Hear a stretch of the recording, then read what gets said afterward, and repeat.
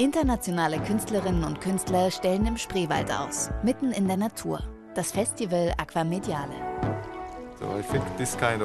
Kunst, die im Dialog mit der Natur ist, kann ein großes Publikum ansprechen. Das ist der richtige Weg.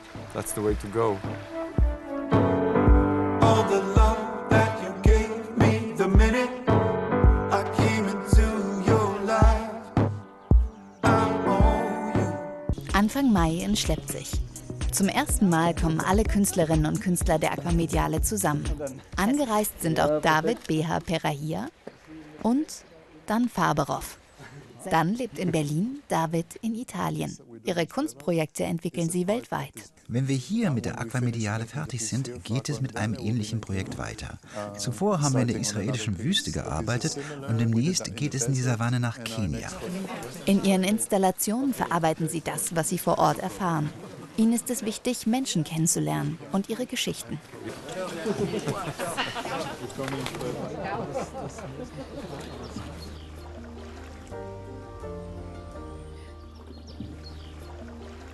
Das ist schön, diese Verbindung mit der Landschaft.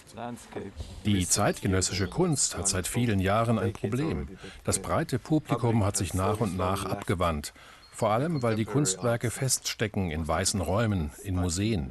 Kunst draußen im Dialog mit der Natur ist etwas anderes. Man muss nicht extra ausgebildet sein, um so etwas wie hier zu genießen. Ich denke, das ist der richtige Weg.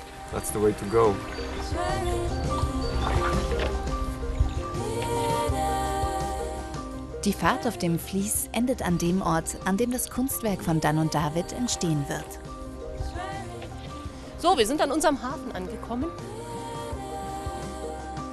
Hier soll ihre Installation stehen. Das ist ziemlich ähnlich. Ja, was die Höhe angeht und die Form. Aber das, was wir bauen, wird länglicher, wie ein Boot. Hier im Spreewald ist es Tradition, auf dem Wasser zu leben. Deshalb soll unser Kunstwerk Rippen aus Holz haben, wie ein Boot, das man umgedreht hat. Für ihre Arbeit wollen die beiden Künstler Materialien aus dem Spreewald nutzen.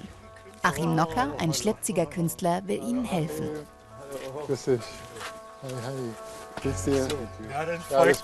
Achims Skulpturen bestehen aus Totholz, das er im Wald findet. Mit solchen Hölzern wollen auch Dan und David arbeiten. Das ist unsere Idee im Moment. So, wir haben diese Rippen irgendwie und dann. Aber wir müssen jetzt bloß noch hier diese Querverstrebung reinbringen, weißt du? Das hält, das fliegt nicht weg. Als wären Menschen mit einem Boot hierher gekommen, dann brauchten sie einen Schutzraum und haben sich den aus Bootsteilen gebaut. Inzwischen am Rand von Schleppzig. Achim ist mit Dan und David unterwegs. Die beiden Künstler sind neugierig, was für Material der Wald ihnen bietet. Wir brauchen 12 senkrechte Stützen und Querstreben, ca. 20 Äste insgesamt.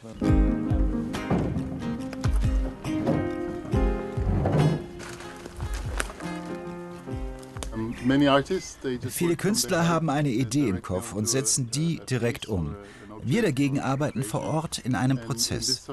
Wir müssen uns dabei immer wieder anpassen und dazulernen. Ich denke, Kunst, die so entsteht, hat dadurch eine intensive Verbindung zum Ort. In der Zwischenzeit sind David B.H. Perahia und Dan Faberov mit ihrer Installation vorangekommen.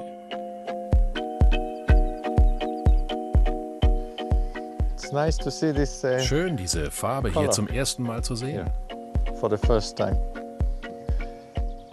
Für das Dach haben sie einen Stoff ausgewählt, der zum Ort passt. Das ist Leinen. Alle unsere Materialien haben mit dem Spreewald zu tun, weil sie hier traditionell angebaut werden.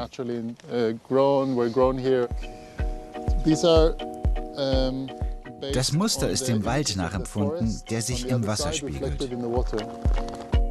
Das haben wir fotografiert, das Bild auf den Stoff projiziert und dann das Muster mit Wachs und Farbe nachgezeichnet. Das traditionelle Blaudruckverfahren, mit dem im Spreewald seit Jahrhunderten Stoffe verziert werden, hat sie inspiriert. Es passt. Es passt perfekt, vielleicht noch ein bisschen höher auf deiner Seite. Hier noch höher? Ich bin erleichtert, sonst hätten wir mit dem Stoff noch mal von vorne anfangen müssen.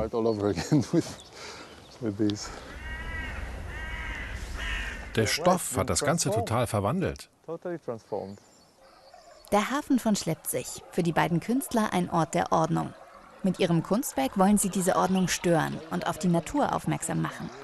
Sie platzieren einen Lautsprecher, um Menschen aufzufordern, tretet ein und hört zu.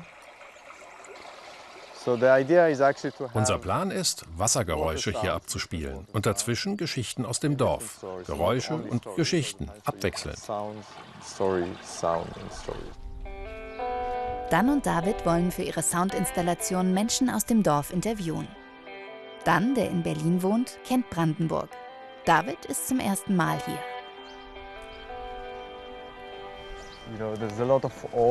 Hier ist alles sehr ordentlich. Die Architektur, die Bauweise, die kleinen Kanäle und Boote. Ich bin gerade erst dabei, ein Gefühl für diesen Ort zu bekommen.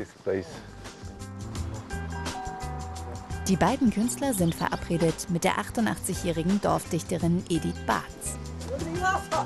Ja, Entschuldigung, wir sind viele. Ja, guten Tag, Frau Barz. Mein Name ist Faberhoff und das ist David Behaar. Wir sind beide Künstler. Kommen Sie näher oder irgendwie? Das ist ein Lied, wir tanzen den Schobertanz. Was wollt ihr eigentlich wissen und hören? Uns interessiert am meisten alle Geschichten, die mit Wasser zu tun haben. In schlepziger Mundart schreibt Edith Barz seit mehr als 30 Jahren Lieder und Gedichte. Aber in Spree hat fast jeder schwimmen gelernt und sich aus das Flache dann entfernt, ist dann ein dreiste Rieberschwumm auf die andere Seite gut angekommen. Häuslingseckchen in schönster Lage, erinnert an die Kindertage. Da waren wir immer baden. Ich glaube, wir sind im Herzen des Dorfes angekommen. Sie ist wie eine Schatzkiste voller Geschichten und Gedanken über diesen Ort. Wir sitzen im Kahn und lehnen uns an und fahren die Spree entlang. Der Fährmann, der starkt, was jedem behagt, gemütlich ist auf der Bank. Wir hören schon bald, wenn ein Kranich ruft, schallt, im schönen Unterspreewald, im schönen Unterspreewald.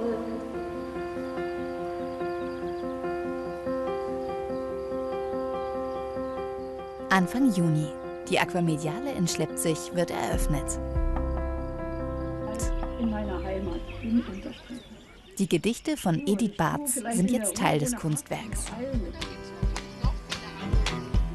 Zeitgenössische Kunst, die oft nur ein speziell interessiertes Publikum in die Museen zieht, wird mit der Aquamediale für jeden zugänglich. Das Festival bedeutet viel für das Dorf. Schlepzig ist stolz auf seine Tradition, seine Geschichte, seine Natur. Diese Dinge mal aus einem anderen Blickwinkel zu zeigen, das ist es, was wir Künstler dem Dorf schenken.